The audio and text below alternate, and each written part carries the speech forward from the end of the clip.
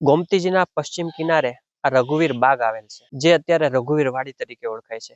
આ જગ્યાએ પહેલા જોબનપગી વગેરેના ખેતરો હતા. બધા જ ખેતરો શ્રી હરિએ પોતાના ચરણ કમળથી પ્રસાદીના કરેલ છે. રઘુવીર વાડીમાં એક આંબળીનું ઝાડ હતું. અહીં જેતલપુરના ગંગામાં જ્યારે જ્યારે આવતા ત્યારે થાળ બનાવી અને શ્રીજી મહારાજને જમાડતા. એમ અહીં અનેક વાર મહારાજને ગંગામાએ પોતાના હાથે રસોઈ બનાવી અને જમાડેલા છે.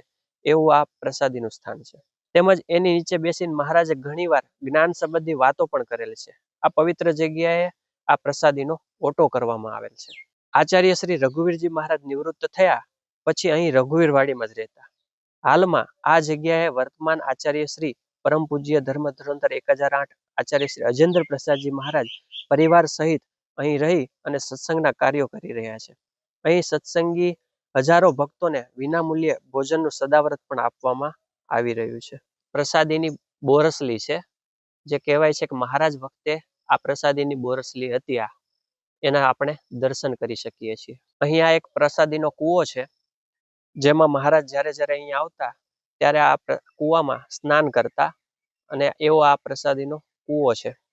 માટે વાલા ભક્તો, જ્યારે જ્યારે વડતાલ આવો ત્યારે રઘુવીર વાડીમાં અવશ્ય દર્શન કરવાનું ચૂકશો નહીં.